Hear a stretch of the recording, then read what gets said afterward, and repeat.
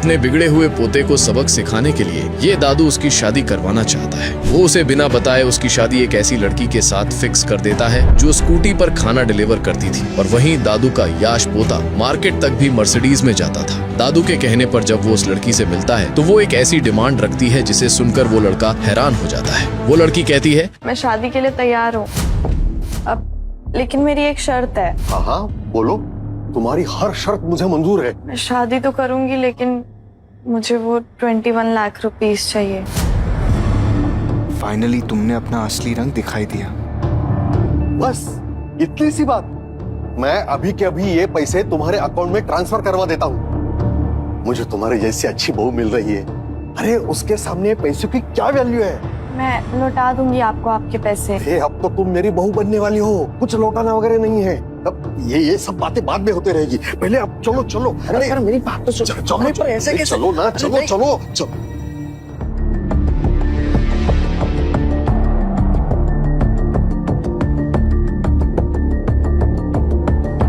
कितनी अजीब बात है, कभी सोचा नहीं था कि एक अनजान आदमी से ऐसे शादी कर बैठूंगी। मुबारक हो बच्चों, मुबारक हो। सच कहूं, तुम दोनों बहुत ही क्यूट लग रहे हो। आज मैं बहुत ही खुश हूँ। और तुम तनिष्का, तुम्हारी जिम्मेदारी है, इसका ठीक से ध्यान रखना, वरना। मैं इसका ध्यान रखूंगा। प्रॉमिस, आपकी कसम। हाँ दादाजी, आप टेंशन मत लीजिए, हम बहुत खुश रहेंगे एक साथ। ठीक है, तो मैं चलता हूँ। मुझे एक खुशखबरी तुम्हारी माँ को, दादी को, सबको सुनानी है। हाँ? जल्दी मिलते हैं। Okay, God bless you. देखो, मैं ये सब सिर्फ दादाजी के लिए कर रहा हूँ, तो तुम कोई गलतफहमी मत रहना, समझी? अपना नंबर मुझे दे दो। नंबर? अरे अब हम दोनों की शादी हो चुकी है ना, तो तुम्हारा नंबर मेरे पास होना चाहिए। जब दादाजी को हमें मिलना होगा तब मैं तुम्हें फोन कर दूंगा।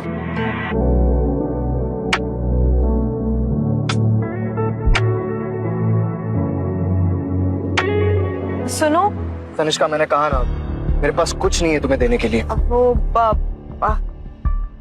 देना नहीं है, लेना है। क्या? ये क्या है? इस स्टैम्प पेपर में मैंने अपनी माँ का घर तुम्हारे नाम कर दिया है। वो तुम्हारे दादाजी को डिमेंशिया है ना, और तुम लोगों ने बिना सोचे मेरी मदद कर दी। तुमने अपने दादाजी को रोका भी नहीं, लेकिन मेरी भी मजबूरी थी, इसलिए मुझे पैसे लेने पड़े। लेकिन मैं वादा करती हूँ, मैं तुम्हारे एक एक पैसे लौटा दूंगी, पक्का। तनिष्का, ये ढोंग बंद करो। मुझे पता है कोई पैसे वैसे नहीं मिलने वाले। नहीं, देखो अपनी कसम, मैं सारे पैसे लौटा दूंगी। मेरी अभी जॉब लग जाएगी, मैं तुम्हारे सारे पैसे लौटा दूंगी। देखो, दादाजी चले गए हैं तो तुम नॉर्मल हो सकती हो। ये ढोंग करने का, ये फेक बनने की जरूरत नहीं है। It's fine. नहीं, सीरियसली, मैं तुम्हारे एक एक पैसे लौटा दूंगी, पक्का। और साथ में एक्स्ट्रा इंटरेस्ट भी दूंगी, आई प्रॉमिस। लगता है मैंने इसके बारे में जो सोचा था, ये लड़की वैसी नहीं है। Mister Raichand, mister Raichand.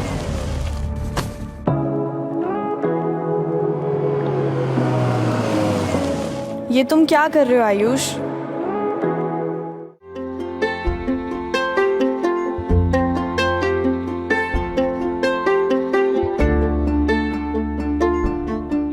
अब मैं वो मुझे जाना है। मुझे भी। Okay, bye. I mean, nice meeting you.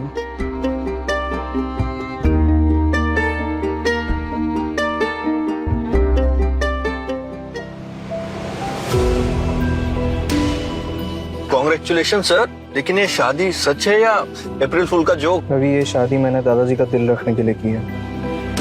मैंने उन्हें प्रॉमिस किया था। सर, लेकिन आपने प्रॉमिस के चक्कर में सच में शादी कर ली? किसी को दिया हुआ वादा मेरे लिए बहुत इंपॉर्टेंट होता है रवि। मैं तो उस लड़की को ठीक से जानता भी नहीं था। और हाँ, एक और बात, मेरी पहचान तनिष्का को नहीं पता चलनी चाहिए। मैं कौन हूँ तो उसे गलती से भी नहीं पता चलना चाहिए, समझे? Okay sir. तो अभी घर चलना है या नया ऑफिस? नए ऑफिस ही चलते हैं। अब नई ऑफिस खरीदी है तो देखते हैं वहाँ क्या चल रहा है।